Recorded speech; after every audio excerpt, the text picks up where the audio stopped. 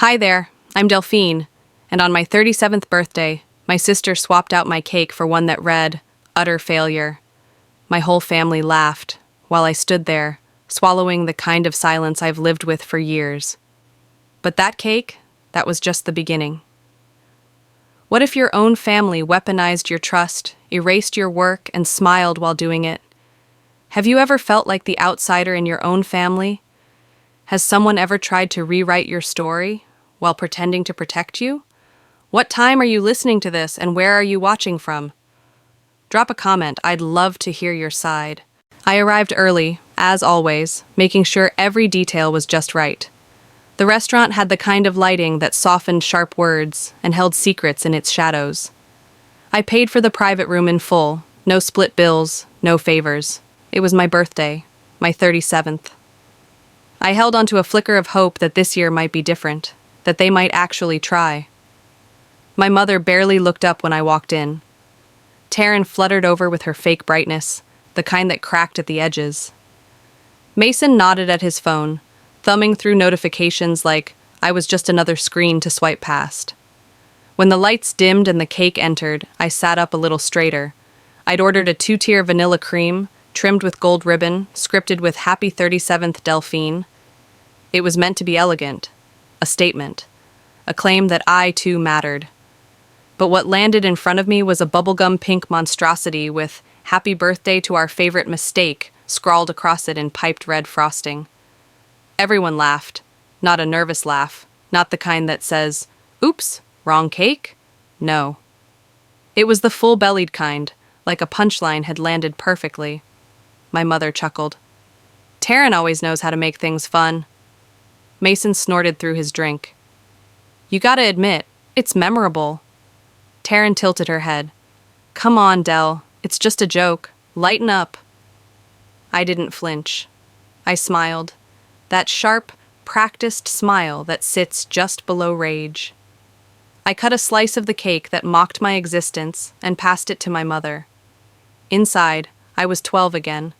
My science project had placed first in the state fair, but no one came to see. They were at Taryn's cheer finals. 16 years ago, I'd stood on a debate stage with a trophy in hand and an empty row where my family should have been. I swallowed hard, the frosting thick on my tongue, bitter behind the fake strawberry flavor. Excusing myself for a client call, I walked briskly toward the front. The air outside the dining room was cooler, quieter. I approached the manager. Hi, I said softly. Can you tell me who made a last-minute change to the cake order? He tapped the tablet and read the note aloud. Taryn Harper called yesterday morning with a design update. She insisted it would be a fun surprise. I thanked him and stepped outside. The December air wrapped around me like a reprimand. I pulled out my phone, opened notes, and typed 3 words. Receipts to keep. A calm settled in me. Not peaceful calm, calculating calm. The kind that comes when you know you've finally decided to stop playing polite. I listed it in my mind, the birthday sabotage, the erasure of my work, the money I lent that was never returned, the conversations twisted against me. I didn't cry. I didn't even curse. I walked back into the dining room with the kind of smile that cuts cleaner than any insult. Taryn glanced over her wine glass. You missed the toast. I raised mine, met each gaze around the table, and let my voice stay quiet. They think the cake was the peak. It was just the prologue. I woke up still in my dress from the night before. The zipper left a faint red trail down my spine, and my heels lay like accusations by the door. Cold coffee sat untouched on the counter, its bitterness seeping into the air. The echo of laughter haunted every quiet corner. I told myself to stay civil. Jonas asked me to come. That was enough, for now. The cafe was the kind of place people came to be seen. White marble tables, tall windows streaked with frost, minimalist menus with overpriced mimosas. We sat under a copper chandelier that glowed too bright for the words being exchanged. Taryn leaned in with a syrupy smile. I honestly just wanted to lighten the mood last night, you know? It's your birthday, not a funeral. Before I could respond, Irene chimed in without looking up from her water glass. Delphine's always been a little sensitive. It's just how she's wired. I gripped my napkin. The air turned dense. Jonas cleared his throat. Maybe we should stop being careful around her and start being careful about her. A fork clinked. Conversation froze. Even Taryn blinked, unsure if he was joking. I'm serious, he said quietly. Dell remembers things. She doesn't forget. Irene's lips tightened. Taryn gave him a sharp look, but Jonas just returned to his eggs like he hadn't dropped a grenade between us. The rest of the brunch unraveled like poorly sewn lace. Taryn joked about how some people lead by micromanaging, her gaze lingering on me like a challenge. I didn't take the bait. Instead, I smiled at her, slow and deliberate, let her wonder what I was storing.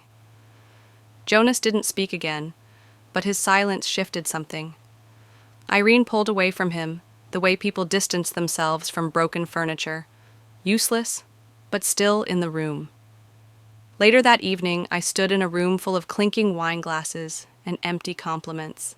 A networking dinner for women in business, hosted in a private lounge near the Loop. Irene had been invited to speak. She stood under the soft lighting, all pearls and practiced poise. I'd love to introduce my brilliant daughter, Taryn Harper, co-founder of our consulting firm. Applause, camera flashes, heads turned. I sat at table 7, invisible. No one corrected her. No one looked my way except for a woman 2 seats down who gave me a puzzled glance, as if trying to place me. I built that company. I bled for it. I invited Taryn in 2 years after it was already profitable. But now I was erased like chalk in a rainstorm. I kept my expression still. A small nod, a sip of wine. I smiled when people looked, and when they didn't. Back home, I kicked off my heels and opened my laptop. Folder, proof. I clicked on the first email thread dated 8 years ago. Subject, idea for consulting startup, from me. The reply, still highlighted, read, "You're the engine of this thing, Dee. I'm proud of you." Irene's words. I whispered them again as the screen glowed in the dark. Then let's show them the engine. The ping came while I was sorting receipts, literal ones, for a business expense audit. The subject line was vague, but the sender name made my stomach flip. Danielle, a college friend I hadn't spoken to in years. The link inside was to a podcast episode titled, "When Sisters Hurt You Softly." The voice that slid through my earbuds was unmistakable. Taryn. She was soft-spoken, drenched in performative vulnerability. Sometimes, she said slowly, the person who raised their voice the least did the most damage. Some sisters only know how to dominate. Trauma wears pearls sometimes. My ears rang. I hit pause. The comments underneath buzzed. That sounds like your sister, LOL. Oof, I feel this. Wish my family knew how much I carry. She never said my name, but it was me. Everyone knew. I replayed the episode. Every veiled jab, every forced pause to sound thoughtful. She painted herself as some resilient phoenix and me as the fire that scorched her. A performance worthy of an award, if the criteria was betrayal. She used phrases I'd taught her, structuring anecdotes for maximum impact, pacing like a script. I'd shown her how to set up lighting when she started her YouTube channel, how to storyboard emotion like a film. I built her toolkit. She was weaponizing my lessons. I pushed the laptop away and stood up too fast. The room blurred. I paced, tried to breathe, but every inhale felt like I was swallowing static. 16 years ago. I stood at the front of the auditorium, first place ribbon on my chest. Debate nationals. I searched for my parents. They weren't there. They were at Taryn's volleyball tournament. She needed the support more, Mom had said later. You're used to doing well. My 7th birthday. Balloons deflated by noon. Taryn got the bigger slice of cake. My full ride to Northwestern. Taryn cried when I announced it. Dad hugged her first. I had always made space, always let her shine. Until the room went dark around me. I pulled a journal from the bottom drawer, a cheap spiral-bound one from my 20s, when I saw a therapist weekly in River North. One entry was dated April 3rd, 2011. I keep disappearing. Another line. If I vanish quietly, will they finally miss the noise? This wasn't new. It was just louder now. Digitized. Monetized. I sat down and opened the podcast again. Not to listen, but to download it. A new voice memo crackled into my phone mic. If she wants to rewrite the story, then I'll write one too. But mine will have chapters. I named the file proof_T 2023_episode 10.mp4. Sleep wouldn't come. I lay flat, eyes tracing shadows on the ceiling while my thoughts clawed through last week's events. I should have felt numb by now, but instead, a single comment Mason had made during a client call spun in my brain like a loose screw. Yeah, we've been pitching that deck since spring. Deck? My deck? I slid out of bed and opened my laptop. The proposal in question, Q3 growth model, was mine. I'd built it, refined it, designed every graph, annotated every pain point. Weeks of insomnia distilled into slides. I'd sent it only once, to my mother, Irene, for internal feedback. Out of instinct, I ran a reverse image search on a few of the slide headers. A result popped up, Mason's firm listed on a venture forum. The file name was different, but the format was identical. Fonts, spacing, even my typo on slide 7 remained. I pulled timestamps. My email was opened on Irene's device at 3:12 p.m. The same file downloaded again at 3:37 p.m., but from another IP, Mason's. He hadn't touched a line of it. No suggestions, no feedback, just his smug voice later on Zoom pretending it had all been his. The rage was quiet at first. It bloomed slowly, like a bloodstain on silk. Not just professional theft. This was familial betrayal. Monetized. They weren't just deleting my place. They were cashing in on it. I opened my banking app for something else entirely. Habit, distraction maybe. But as I scrolled, a transaction blinked back at me. $40,000, 3 months ago. Labeled as a wire transfer to my mother for debt consolidation. A week later, Mason posted a story on Instagram, a gleaming new SUV, the kind that screams overcompensation. The caption, earned, not given. I clicked the image, zoomed in. Reflections in the showroom glass showed my mother, holding keys, smiling. I checked the transfer date. It matched. Down to the hour. $40,000 of my own savings. Framed as support. Diverted into leather seats and deceit. I'd been the wallet. Again. My throat tightened, but I didn't cry. Not this time. I stood up and looked at the wall across from my desk. The family photo. All of us at Lake Geneva. Fake teeth, fake peace. It was crooked. Funny I hadn't noticed before. I pulled it down.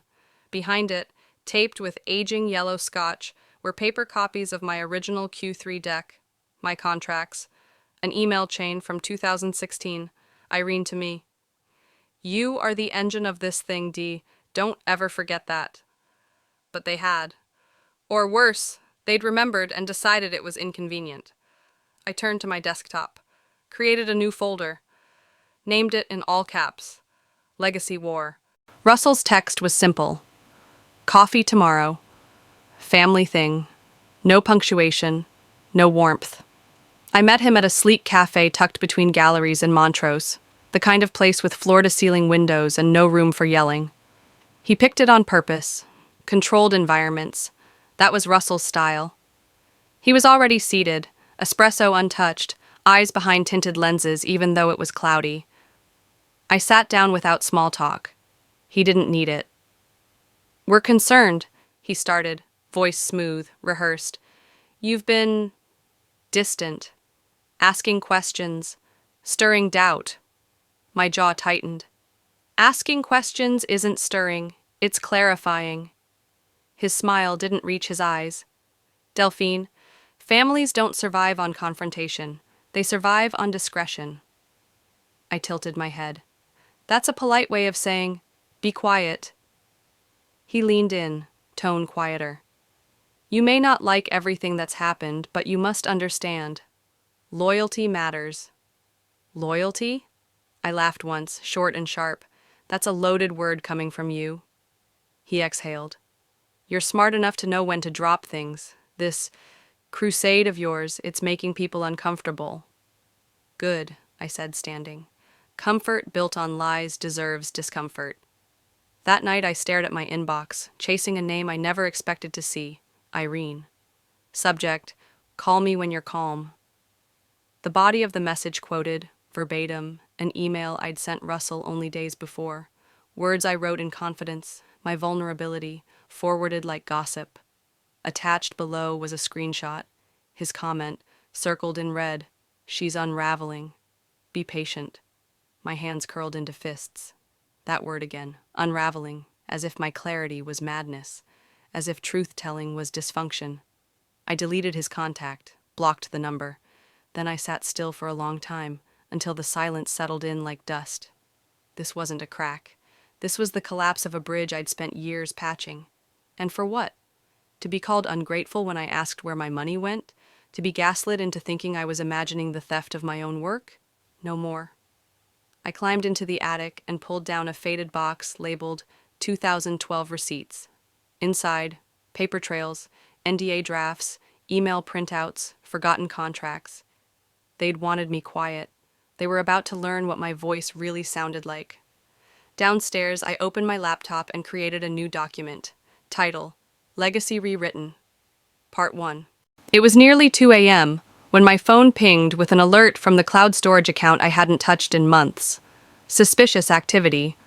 An old shared link, one I'd once sent to my mother, had been accessed from an IP back in Spring, Texas, my hometown. I sat up, heart thudding as I opened the audit trail. Multiple downloads, financial reports, client proposals, decks I'd written in solitude, now leaving a digital trail in someone else's hands. I checked the device logs. Mason's firm. Again. They weren't even subtle anymore. The next morning, I dug deeper. Buried in my backups was a draft proposal, painstakingly detailed, annotated with my initials, time-stamped. I opened another file. Same content. Slight changes. Mason's logo pasted over mine like a sloppy afterthought. Then came the kicker, an email forwarded from my mother to Mason. Just use this as a reference. Delphine will understand. It's family. No warning. No request. I didn't scream. I didn't cry. I just stared at the screen, the way someone stares at a storm rolling in from the horizon. Inevitable. Deserved. They had crossed the line. And this time, I wasn't going to pretend it was okay. By noon, I called Shelby, a lawyer I met through a women's founder group years ago. Sharp, efficient, loyal to evidence. We put together a file, screenshots, timestamps, access logs, redacted email chains. I named it legacy_leak_package.zip. Then I called Meredith Cole, a journalist I'd mentored fresh out of grad school who now had bylines in Forbes and Wired. She listened. Then she asked, "Are you ready for this to go nuclear?" "I've been living in their fallout my entire life," I said. "It's their turn." 2 days later, the article dropped. Family Secrets and Stolen Futures, one founder's story. Within hours, my inbox flooded. Former clients, ex-colleagues, strangers. I always wondered. This explains so much. Proud of you. Finally. Mason's Instagram went silent. Taryn's motivational tweets vanished one by one. I received a cease and desist threat masked as concern from Russell, deleted it before I even finished the subject line. But it wasn't about revenge anymore. It was about air, clean, unsmothered, unfiltered. Then came the email. No name, no signature, just a single line. "Thank you for speaking up. They did the same to me." I sat still, letting the weight of those words settle. Then I whispered, "Let's see who they run to next." I found out about the live stream the same way everyone else did, a push notification on my phone from the podcast page we used to co-run. Going live, forgiveness and family. I tapped the screen, and there she was, Taryn, in soft lighting, no makeup, hoodie pulled tight, the image of raw vulnerability. Her voice cracked as she started, "I've held this in for so long." I knew the script. I'd written it for her once. back when we were trying to build a brand on truth and healing. Now she was recycling it, only I was the villain. She never supported me, Taryn whispered. She always needed control. Even my grief had to happen on her schedule. The comment section pulsed. Heart emojis, crying face reactions. You're so strong. This is heartbreaking. She sounds toxic. My phone buzzed, then buzzed again, text after text. Are you okay? Is she talking about you? This is wild. I didn't respond. I watched. Then she twisted it further. There was a time I thought she'd celebrate my wins, she said, eyes glistening, but it always felt like a competition, like I had to earn love with silence. That line, straight from a journal she once stole from my nightstand in college. I had written it about our mother, and now it was hers.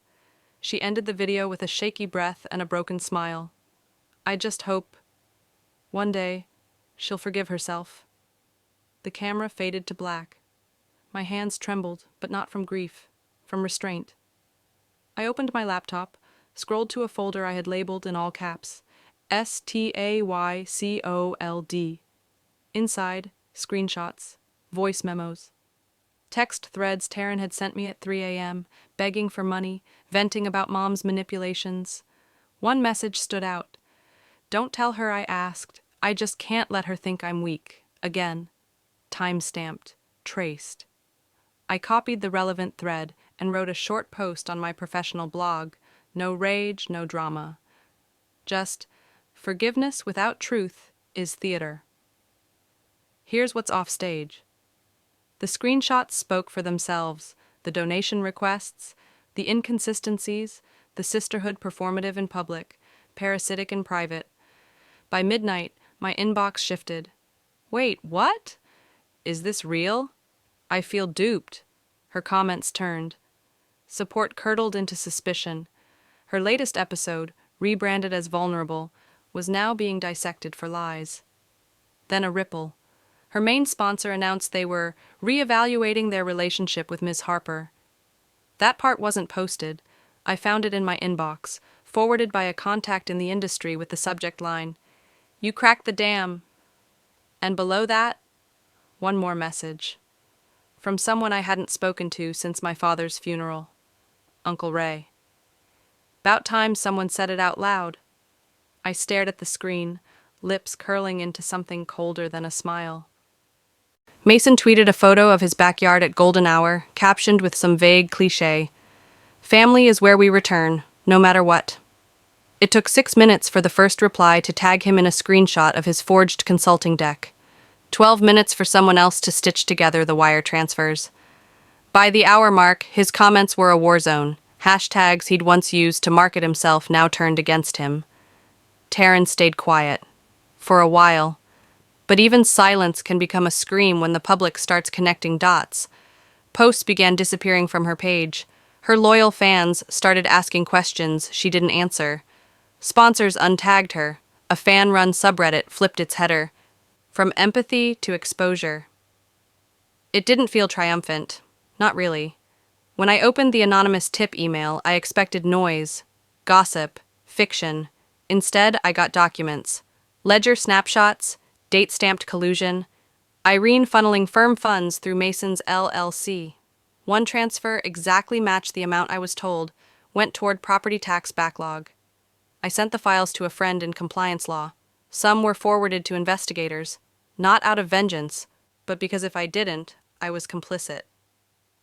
The ripple reached Irene quietly. One day she was speaking at a philanthropy board event, and the next, her name was removed from the lineup. No press release, no explanation, just absence. Mason posted a final story, a black screen with, "Taking time to reflect. Thank you for understanding." He hasn't posted since. I didn't celebrate. I stood on a stage.